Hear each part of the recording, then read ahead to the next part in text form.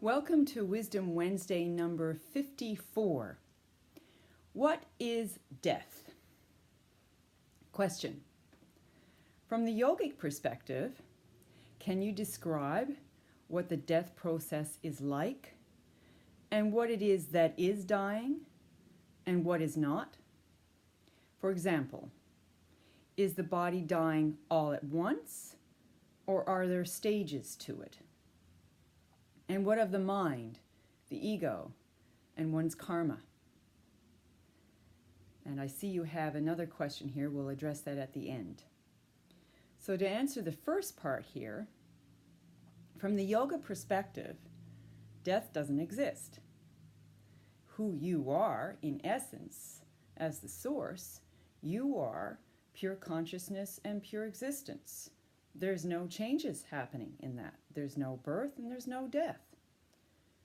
So that's the yoga perspective. In the Gita, in chapter 2, verse 22, it says this: the self, embodied by a form, appears to cast off that form when it is worn out, and then to enter a new one.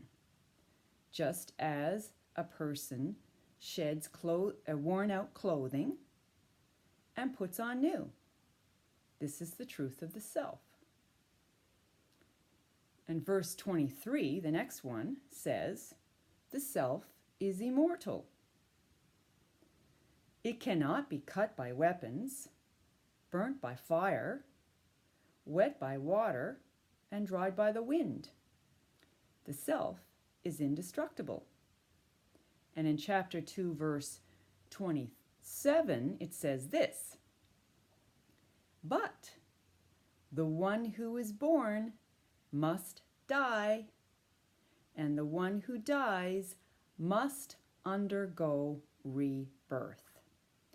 These changes are inevitable, and you should not grieve over them. So, from the yogic perspective, you're immortal. You're not born and you don't die. So what is death in relation to all of this? Well, first of all, what's important is that I explain to you that there are two powers.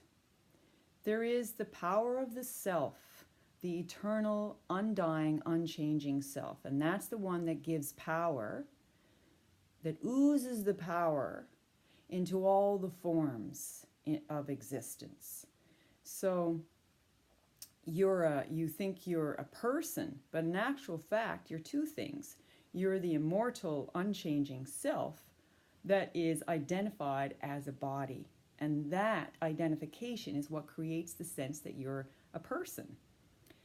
And so when you go through the dying process, those two powers start to separate and you begin to see the difference between the two powers. But when you're identified, you don't see the difference. You think they're one and the same. So in the same way, if, say, for instance, you have dull vision and you say, okay, well, I need a pair of glasses. So if you go and get the glasses, you put them on, and remember that the vision is always coming from you. The glasses don't have the power of vision. The glasses are insentient. It's just a vehicle for which the sentience can move through. So when you put on the glasses, after a while you start to think, I can't see without my glasses. You actually say that, I can't see without my glasses. So we think the glasses are doing the seeing. But in actual fact, that's not true. What's true is that you have the power to see, and you just borrowed a vehicle for the seeing to happen through. Remember that there are these two powers that are happening, and we should respect and understand these differences. So if we're going to apply this to the dying process, the first thing that's going to occur for you, the one who is dying, is that you're going to start to realize that the free part of you that's always free but was mixed up is going to shine in its true purity. That's your true pure consciousness and existence. That will shine on its own. And then you will see the difference that between these two powers, because they're going to separate from each other. The part that's insentient, the body, the bones, the muscles, the organs, that's all insentient. So that part will die first. And the part that is forever free will start to stand and shine on its own.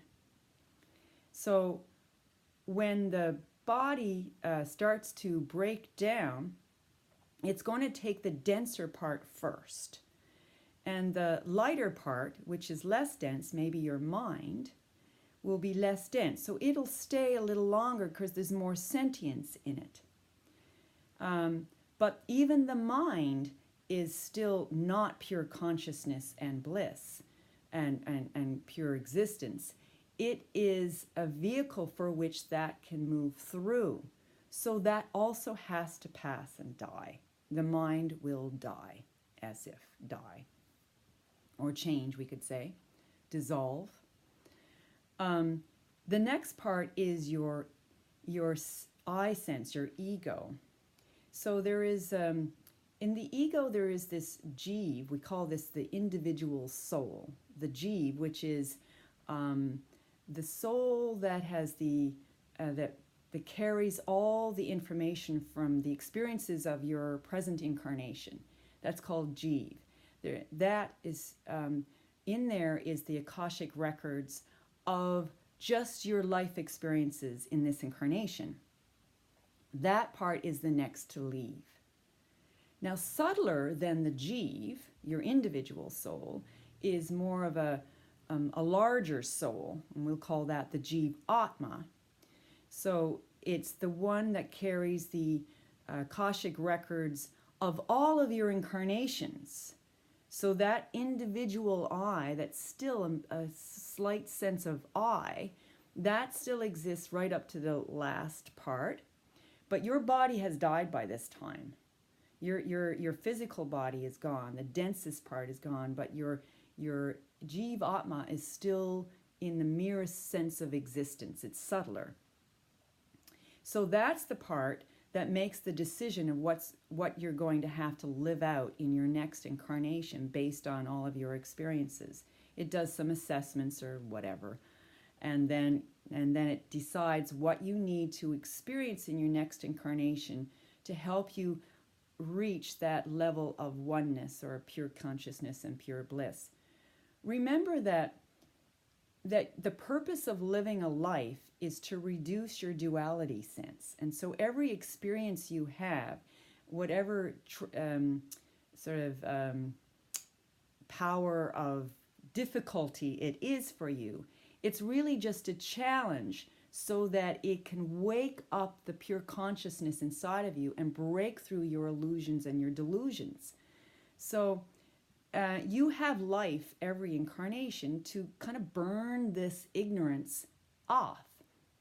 And so now when we come to your purpose in life, that's what it's for. But when it comes to now your question about what part dies, well, the physical part is also going to go through some changes as well. It looks like it's dead, but in actual fact, there's some changes going on the physical level too. Like it turns into microbes, eat the flesh or whatever, and then that turns into energy, and the energy turns into another form, and then change will happen constantly. So the truth is, you do not die, even on the physical level, because it's just changing.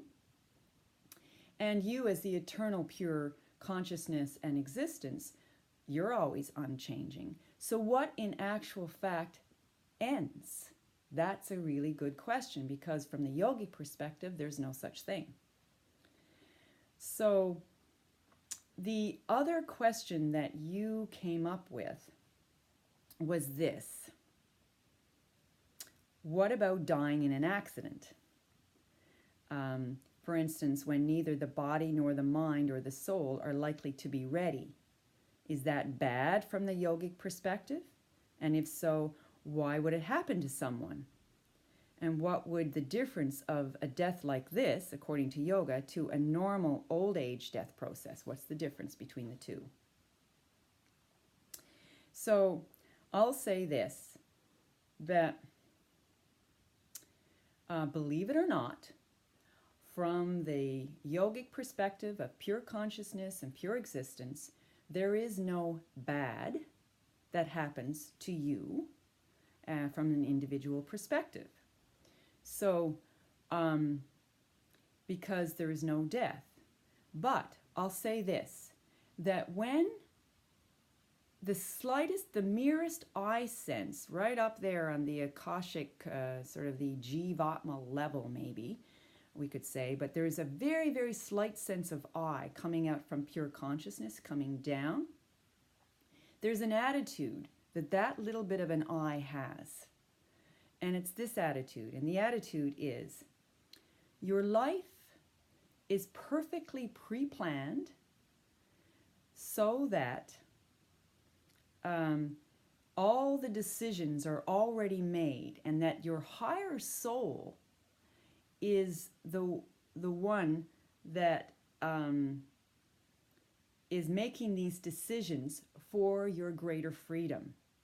So if there is a car accident, or if there's an early death in some way or another, an accident or being killed or whatever, this is all pre-planned for your liberation in the long perspective of the whole sequence of this illusion that you're alive, and that this efforting that you make in each incarnation to become freer and freer and less dualistic in your vision and more vision of oneness. It's all for the sake of you coming into the vision of oneness. And there's no right or wrong. It's all one vision of oneness from that higher perspective. So to that higher perspective, there's nothing happening to you. A car accident, nothing's happened to the pure consciousness that you are at your source. Okay, that's it for Wisdom Wednesday number 54, and I'll see you for next Wisdom Wednesday. Bye for now.